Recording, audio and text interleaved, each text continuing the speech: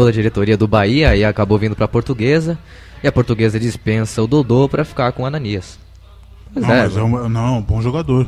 Um bom jogador. Se destacou no Bahia. Jogou junto com o Adriano Michael Jackson e faz bem essa ligação do meio campo com o ataque. Então é um jogador que já conhece a Série B. Então é um jogador que já conhece a Série B, e a Portuguesa nesse caminho de querer não jogadores estrelas, né, e sim jogadores de pegada. Contratou um jogador da posição, né? Então contratou um jogador certo. Já com o Wendel. Já conhece a Série B, é um jogador de pegada, então vamos ver as armações de Ananias agora na Portuguesa. Legal, meio-dia mais 46 minutos, hora e vez do tricolor do Morumbi, o São Paulo de tanta gente.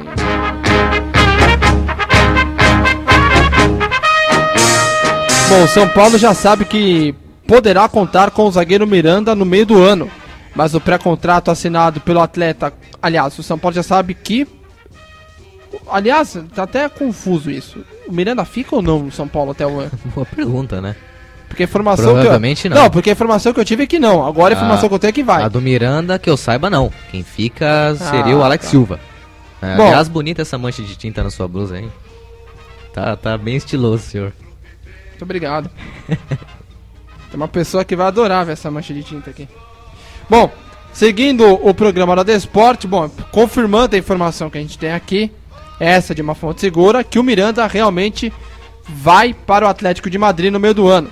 Mas o pré-contrato assinado pelo atleta com o Atlético de Madrid não move a diretoria do clube em antecipar as negociações com outros jogadores com vínculos próximo do fim.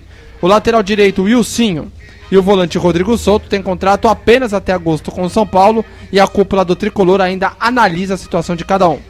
Apesar dos dirigentes não falarem abertamente sobre o assunto, o lateral é considerado caro no clube e ainda não correspondeu às expectativas. A ideia era que o Wilsinho acabasse com a carência na lateral direita, mas o jogador não se adaptou, não se adaptou não na lateral, também no meio, né? O Wilsinho ainda segue perdido e por isso pode deixar o São Paulo. Já Rodrigo Souto foi bastante utilizado por Carpegiani, sendo titular dos 9 primeiros jogos do São Paulo na temporada, porém o atleta perdeu espaço ao se machucar e inclusive ele perdeu espaço também para o Casemiro, que conseguiu agarrar essa chance. Bom, São Paulo pode ter 2 jogadores saindo do time, mas tem outros aí que cada vez mais vão se firmando, como é o caso aí do menino Lucas.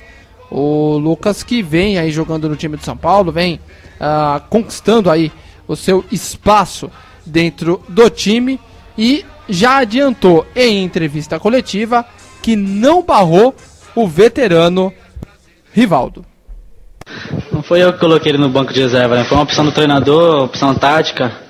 Acho que a gente poderia jogar junto tranquilamente, como foi na primeira parte do treinamento de hoje. Acho que não foi eu que coloquei, mas... Poxa, eu estar jogando, o Rivaldo estando na reserva, pra mim é uma responsabilidade enorme, né? Mas a gente pode jogar junto tranquilamente. E ainda falando rapidamente do Lucas aqui, ó. Jogador que vem se destacando, o Paulo César Carpegiani parece ter deparado com um dilema, né? Ou o Lucas ou o Rivaldo. Pelo menos ainda fica essa inconstante no time São Paulino, né? O técnico Paulo César Carpegiani parece ter se deparado com um dilema para formar o meio-campo São Paulino. Com o retorno de Lucas aos titulares, depois de uma passagem pela seleção, o experiente Rivaldo acabou indo para o banco de reservas. Na atividade de ontem, sem contar com o Fernandinho, que foi poupado, o Carpegiani optou pela entrada de Rivaldo, que ganhou elogios do Lucas, né? Claro, não poderia deixar de ser. Com o Rivaldo em campo, o Lucas poderia dividir um pouco a responsabilidade, já que vem sendo bastante perseguido pela marcação dos adversários sem se intimidar. E o Lucas achou possível jogar ao lado de Rivaldo. Rapidamente, David Xavier e Júlio César Oliveira. Lucas e Rivaldo jogando juntos. Vocês acham que isso vai acontecer? Ou o Carpegiani vai optar pelo Lucas e deixar o Rivaldo no banco? Bom, as duas ideias são interessantes, né? Se o Rivaldo entrar, a equipe vai ao 4-4-2, o que seria interessante ter um Casemiro e um Carlinhos Paraíba ali no meio, puxando essa bola em velocidade. né, a cadência do Rivaldo com também a velocidade do Lucas ali no meio. Então seria interessante ver esses dois atletas jogarem junto. E se o Carpegiani ainda optar pelo Rivaldo no banco de reservas, volta ao 3-5-2, né, dando oportunidade para mais um zagueiro da base da equipe do São Paulo entrar aí para completar essa zaga, e não muda muito a característica da equipe. Então eu gostaria hoje de ver o Lucas e o Rivaldo jogando junto, né? Acho que seria uma opção interessante do Paulo César Carpegiani. Porém, tanto no 4-4-2 ou no 3-5-2, Carpegiani não deve ser criticado pela formação que ele colocar, não. Para mim, se o Rivaldo e o Lucas jogarem juntos no 4-4-2, seria uma boa oportunidade para a gente ver como o São Paulo se comporta no 4-4-2. Não é esse estilo de jogo, o time é acostumado a jogar no 3-5-2 com apenas um meia de ligação. O Carlinhos Paraíba vem fazendo bem a função de carregar essa bola, dando muita velocidade, e o Lucas vem sofrendo muito com a marcação. Se for por 4-4-2 junto com o Rivaldo, eu acredito que vai ajudar o menino a se destacar mais ainda, porque a marcação vai ter mais um jogador para se preocupar, que no caso seria o Rivaldo. Isso vai ser benéfico sim para o São Paulo. Maravilha, vamos sair então do São Paulo, vamos falar agora as coisas do Corinthians, o time do povo.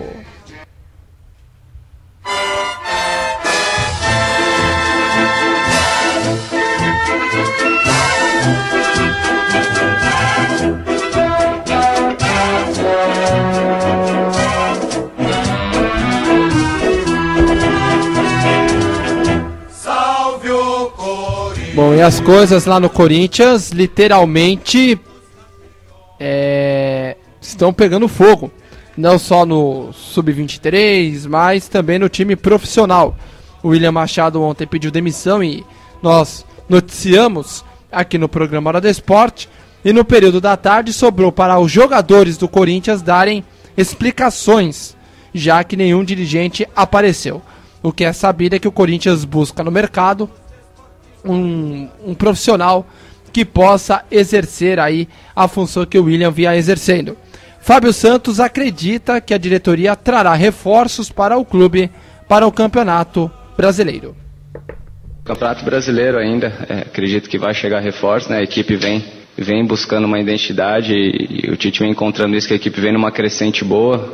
Acredito que a gente está focado agora no Campeonato Paulista, né? Que é a nossa única competição que nós estamos disputando no momento, e isso vai servir de laboratório para permanecer na equipe e para a vinda de reforços para o Campeonato Brasileiro. Bom, tá aí. Esse é o Fábio Santos. E quando a coisa, você acha que ela tá ruim, ela pode piorar. Sim. Lembre-se, meu amigo, que o poço sempre tem um lugar mais fundo do que você acha que ele possa ter. André Sanches quer lançar Mário Gobi como seu sucessor. Aí, acho que o silêncio diz tudo aqui nos estúdios, né? Bom, o Mário Gobi já tinha se desligado, né? Falou há um tempo atrás que depois da Libertadores se desligaria aí. É complicado. Bom, primeiro, o time do Corinthians. O fato do William ter saído. Aliás, para entender, o Corinthians queria a contratação do Riveiros, o volante que estava no Sunderland da Inglaterra. E o Corinthians, a diretoria do Corinthians, né? O Duílio Monteiro queria a vinda do Riveiros. E o William estava negociando com o William Magrão, volante do Grêmio, que na minha opinião seria o mais apropriado para ver jogar no Corinthians. Grande jogador, e já estava tudo certo. Quando o William retornou a São Paulo, ele foi desautorizado a seguir as negociações porque a diretoria queria trazer o Riveiros. Agora, quando um diretor de futebol, que praticamente nunca chutou uma bola na vida, quer tentar discutir com um ex-capitão e zagueiro do time, aí é complicado. E aí o William tá certo, né? Não gostou dessa atitude e pediu demissão. Simplesmente fez o que ele pensou em fazer. Então foi barrado por alguns diretores da equipe do Corinthians, pediu demissão e o Corinthians perde um grande diretor. Né? Já tinha tudo certo com o William Magrão. Isso é o que sempre acontece, né? Um jogador, é o diretor de futebol, é ex-jogador. conhece. Já jogou, já atuou como jogador profissional. É um cara de confiança do grupo. E conhece. Ele tava lá. Se ele não indicou esse jogador, esse Riveiros, é porque ele não tem condição de jogar no Corinthians. E um diretor que nunca, que nem o Juliano disse, nunca chutou uma bola na vida, não conhece, não viveu o ambiente, passa por cima do diretor de futebol, aí fica difícil, né? E o Riveiros está encostado no Sunderland. Ele nem tá jogando no Sunderland. Que potência. O William Magrão, ele está encostado no Grêmio, mas por questão de contusão.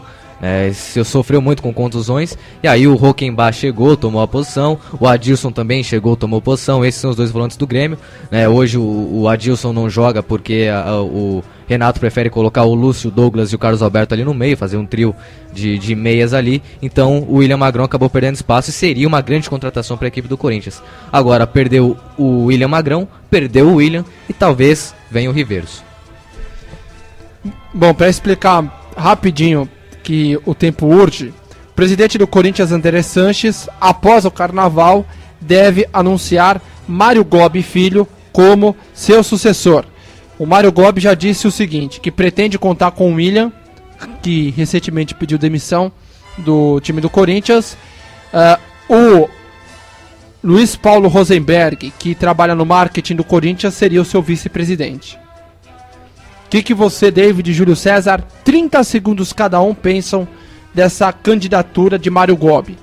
Bom, geralmente quem está no poder leva. Se realmente o Andrés lançar o Gobi, fatalmente o Mário Gobi vai ser o vencedor. Aí eu pergunto pra vocês, Mário Gobi Filho seria um bom nome para assumir a presidência do Corinthians? Pra mim não. Vejo que hoje na oposição do Corinthians há pessoas melhores, mas também no caso, com certeza, o Andrés iria continuar, né, entre aspas, nessa presidência do Corinthians. Então, por esse lado seria até interessante, pela continuidade do Andrés aí na equipe do Corinthians. Mas o Mário Gobi como presidente do Corinthians, pra mim não. Não, o Mário Gobi também, pra mim, na minha opinião, não serve pra ser diretor, pra ser presidente do Corinthians. Tá certo que o André Santos conhece ele, sabe como ele trabalha, mas pra mim isso não seria legal. Se ele tentar manter o que o André Santos fez no Corinthians, tudo bem, mas se o Corinthians se classificar, ir para Libertadores e não se classificar outra vez, vai vir tudo vai voltar toda aquela expectativa de novo, e isso não é muito bom pro Corinthians. Legal, meio-dia mais 58 minutos, vamos pôr no ponto final no programa Hora do Esporte. Júlio César Oliveira, muito obrigado e até amanhã. Obrigado a todos, até amanhã. David Xavier, valeu, até amanhã. Boa tarde, Juliano, boa tarde, Júlio César, boa tarde aos ouvintes do programa Hora do Esporte e até amanhã. A você, amigo ouvinte, obrigado pelo carinho da sua audiência, obrigado pela participação, um abraço lá pro Rogério, lá no bairro de Cumbica, interagindo aqui conosco, e aos demais ouvintes também, meu muito obrigado. Voltaremos amanhã, se Deus quiser. Um abraço, fiquem com Deus. Fui!